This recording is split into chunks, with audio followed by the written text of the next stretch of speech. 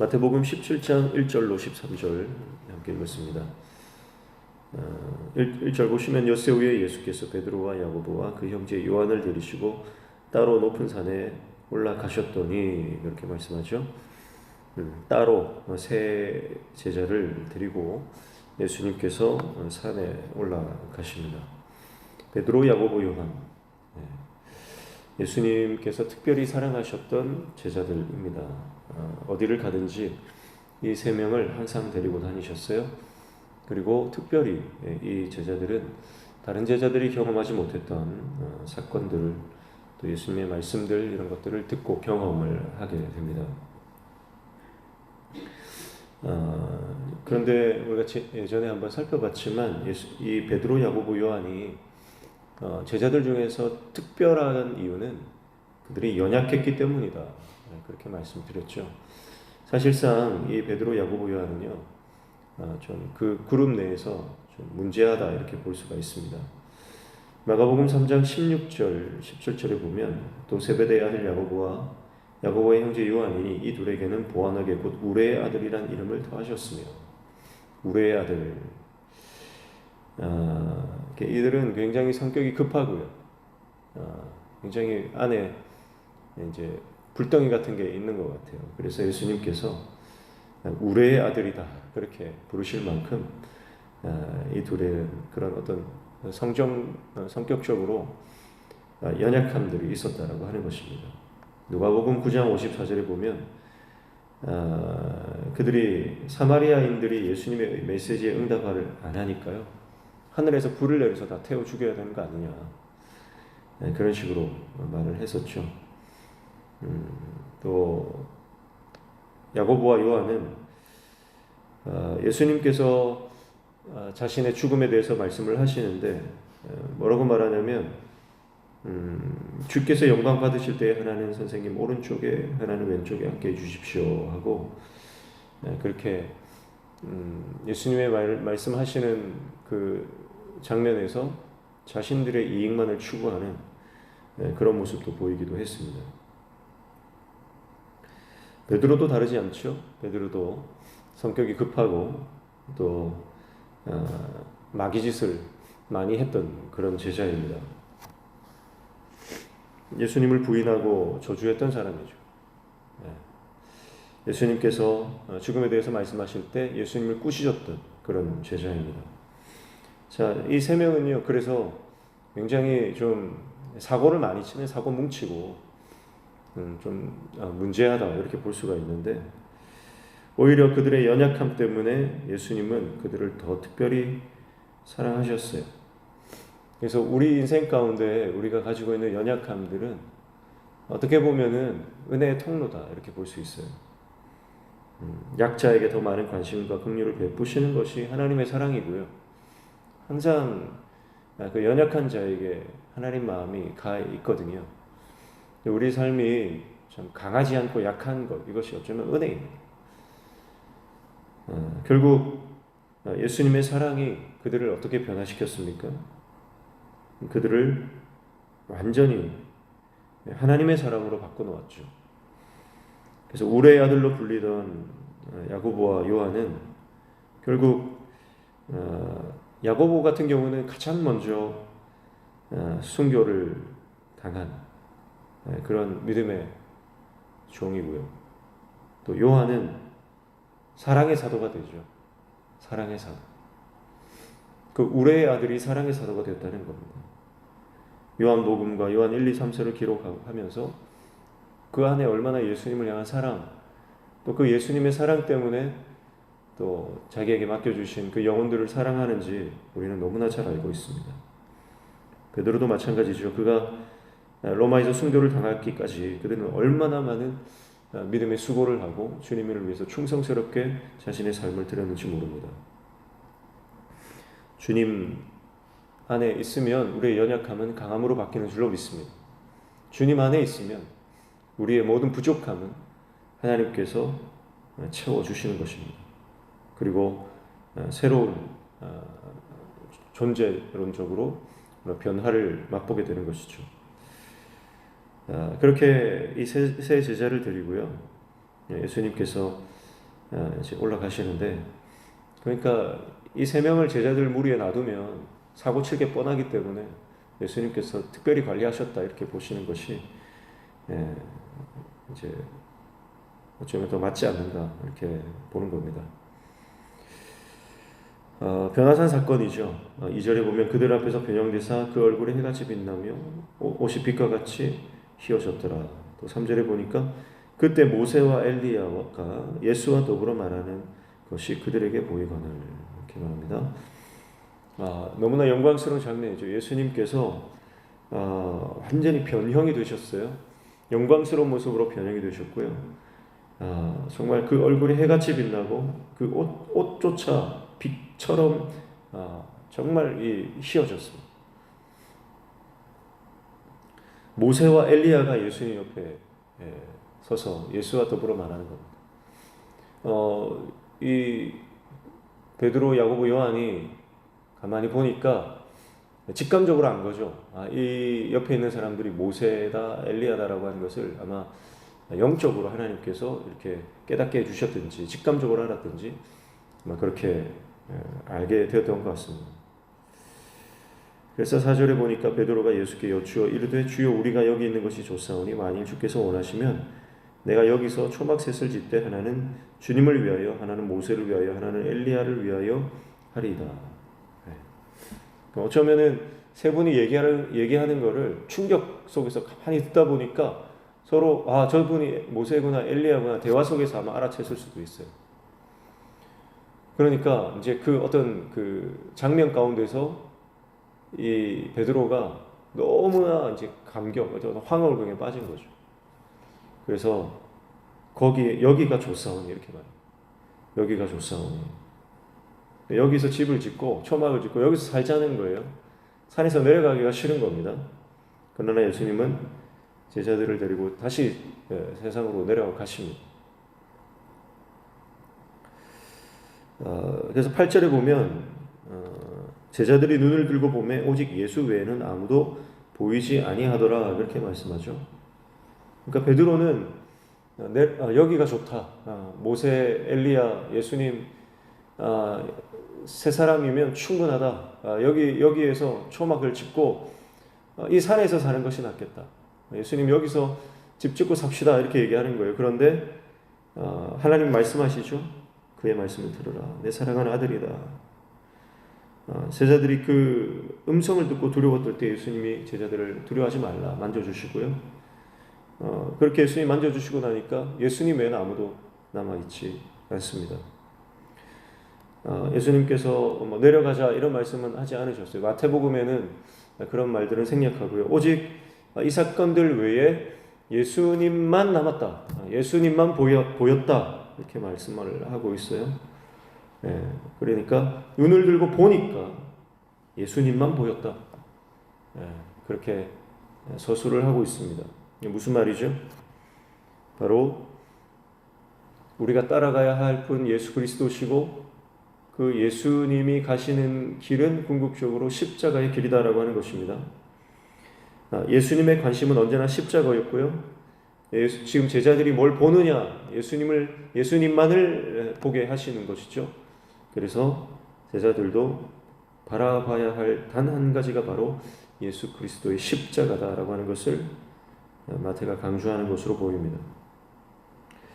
의도치 않게요. 베드로는 또 한 번 예수님이 십자가 길로 가지 못하도록 막고 있는 거예요. 너무 기쁜 나머지 여기서 집을 짓고 살자고 했지만 영적으로 볼 때는요. 그것이 너무나 무지한 말이었죠. 그리고 예수님께 한 번 더 좀 전에 예수님의 이 멱살을 잡고 끌고 가서 예수님 그러시면 안 됩니다. 예수님 도대체 무슨 말을 하냐고 죽으시면 안 됩니다. 그렇게 예수님을 항변하고 꾸짖었던 베드로는요. 또 다른 모습으로 예수님의 십자가 길을 막고 있는 그런 모습이에요. 예수님을 십자가의 길로 가지 못하도록 막고 기적의 현장에 묶어두려는 시도를 자신도 모르게 하게 된 것입니다. 놀라운 기적과 영광을 경험하더라도 궁극적으로 예수님과 제자들이 가야 할 길은 십자가의 길입니다.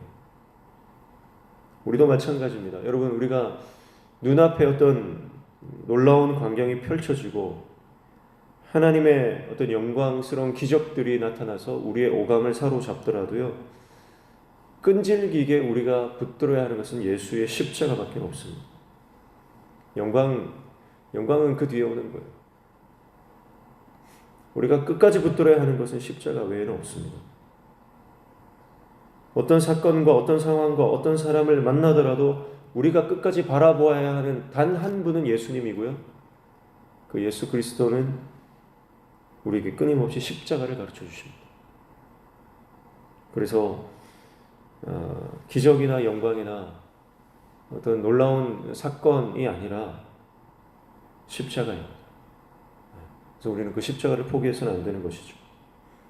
오직 예수 외에는 아무도 보이지 아니하니라. 오늘 우리 눈에 오직 예수만 보이고 오직 십자가만이 크게 보이기를 축복합니다. 예수님만 보이면 충분합니다. 9절부터 13절은 산에서 내려오면서 예수님과 제자들이 대화를 나눕니다. 9절 보니까 그들이 산에서 내려올 때에 예수께서 명하여 이르시되 인자가 죽은 자 가운데서 살아나기 전에는 본 것을 아무에게도 이르지 말라 하시니, 이렇게 말씀합니다. 자, 이 사건에 대해서는요, 예수님이 함구령을 내리십니다. 인자가 죽은 자 가운데서 살아나기 전에는 너희가 본 것을 아무에게도 말하지 말라. 제자들이 궁금한 게 생겼어요. 그러면 왜 서기관들은 엘리야가 먼저 와야 한다는 말을 합니까? 그 엘리야에 대해서 다시 물어봅니다. 자, 방금 엘리야를 봤잖아요.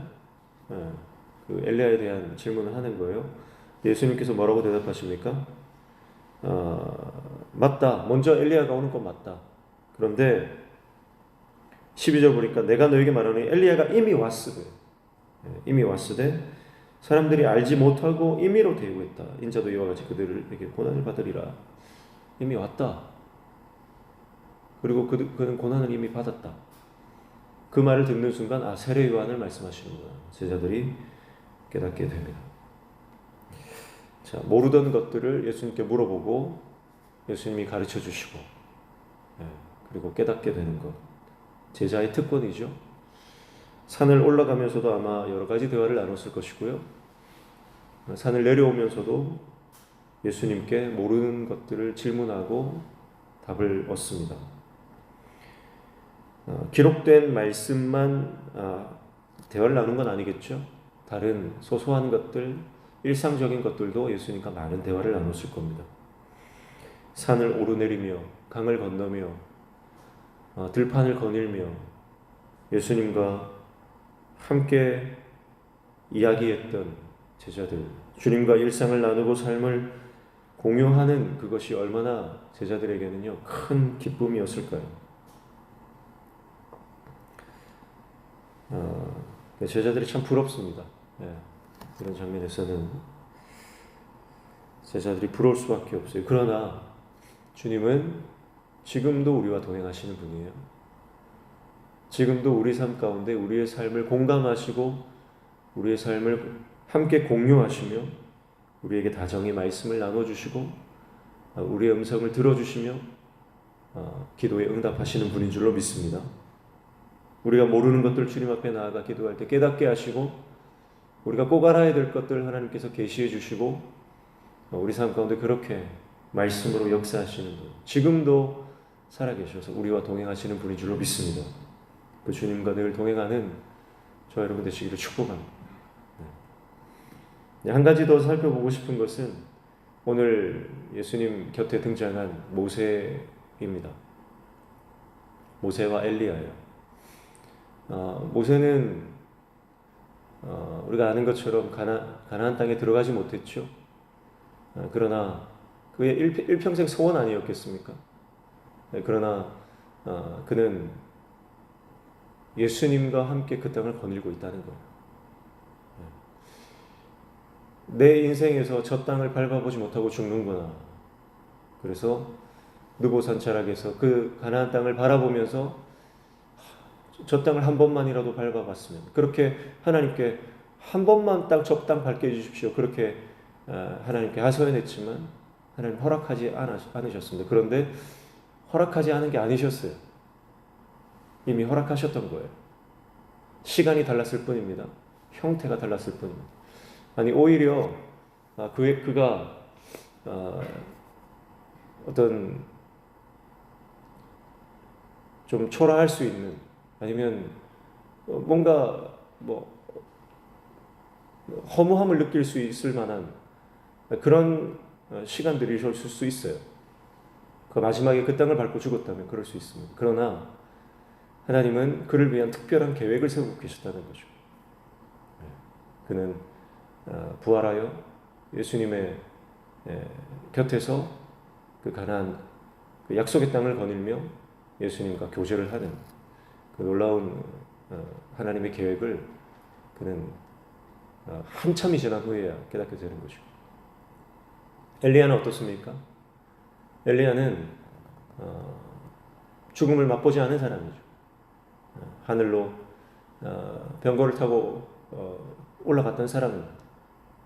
그런 그가 주님과 함께 다시 이 땅에서 거닐고 있습니다.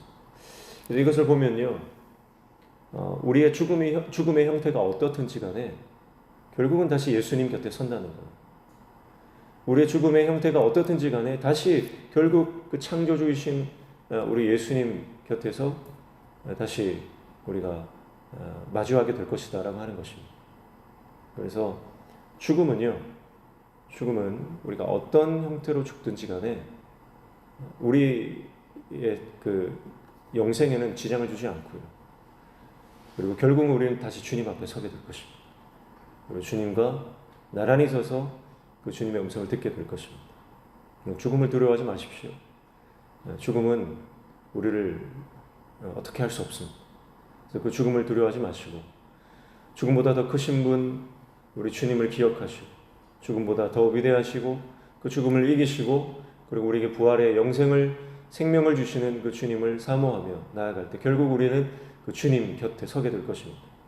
우리 평생에 사모했던 그 주님을 우리는 얼굴과 얼굴을 대면하여 결국은 우리는 보게 될 것입니다. 그 영광스러운 시간들을 우리는 어떤 막연한 시간들, 추상적인 개념으로 생각할 수가 있습니다. 그러나 오늘 엘리야와 모세가 그 주님을 대면하여 그 주님과 걷고 이 동산을 거닐고 있는 것처럼 우리도 그렇게 주님과 동행하게 될 것입니다. 그것을 사모하고 기대하고 그 소망 가운데서 이 땅을 살아가는 저와 여러분 되시기를 주님의 이름으로 축복합니다. 기도하겠습니다. 하나님 아버지, 우리를 사랑하시되 끝까지 사랑하시며 우리가 연약하기 때문에 더 많이 사랑하시고 특별한 은혜를 채워주시는 그 주님의 사랑을 말씀을 통해 깨닫게 하시니 감사합니다. 주님 안에 있을 때 우리는 놀라운 변화와 하나님의 강하심, 하나님의 능력을 경험하게 될 줄로 믿습니다. 예수 외에는 아무것도 보이지 않는 예수님의 사람 되게 도와 주시옵소서. 그래서 십자가만 바라보고 끝까지 그 십자가의 길을 포기하지 않고 묵묵히 인내하며 걸어갈 수 있는 하나님의 종들 되게 도와주셔서 결국 그 십자가의 길 끝에서 예수님을 만나는 놀라운 은혜를 다 경험하는 저희들 되도록 주님 은혜를 허락하여 주시옵소서. 오늘도 이 아침에 주님 앞에 나와 간구하며 기도하는 모든 제목들 들어 응답하여 주시며 우리 삶에 막혀진 문제들이 열려지는 형통의 은혜를 허락하여 주시옵소서. 예수님의 이름으로 기도하옵나이다.